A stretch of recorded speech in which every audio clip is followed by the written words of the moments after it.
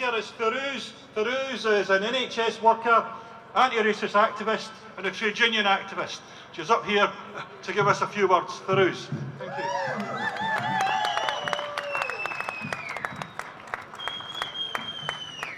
Hello everyone, it's amazing to see you come up here, it's absolutely huge. And it was really amazing to see the first banner coming through George Square, and that is to defend the NHS, and that's everybody's responsibility in Scotland. And looking at that list of prices, very scary, and even more that we have to defend the NHS. It was amazing to listen to Anne and Neil before me, really informative.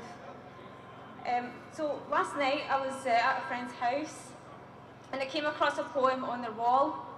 I can't remember word for word what it said, but the basic message it was putting out there was that the government needs to fund education and health and not the military, and have the military to carry out a jumble sale to fund their guns and rockets that kill people. It's a message of education and health and not warfare. You can relate this simply with the powerful message to the government where they are privatising the NHS, which only leeches the NHS of money rather than actually benefiting the service. Rich businessmen and women have made millions and taken from the NHS through dodgy contracts rather than benefiting the NHS. And I have to say some of them have been positioned in the boards of the NHS, which is disgusting. The pandemic has only made existing cracks in terms of funding and staffing of the NHS more visible.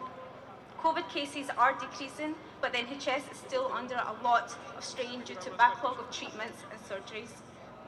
NHS departments and staff are still feeling overstretched, with some working longer hours and not taking the breaks. Yesterday I read an article about Rishi Sunak using a very bad excuse for justifying not increasing people's benefits and pensions on an outdated government IT system. How can a government, one of the most richest countries and superpower, have an outdated 80s IT system?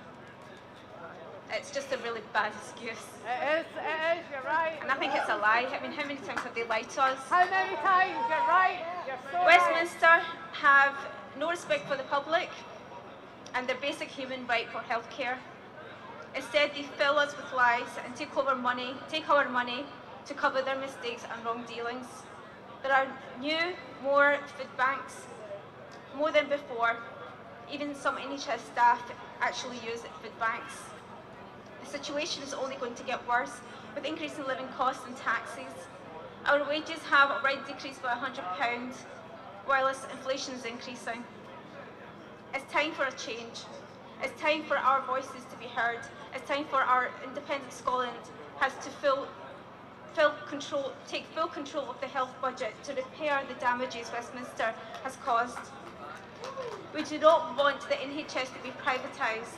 No. We want it to be funded to a capacity where it can offer full and equal health service, increase staff number for safe practice, and pay staff what they are due. Yes! I really hope everybody can take pride to what you have done today and just continue the fight for equality, fight for independence, and what is right for us. Yes! Thank you. Thanks very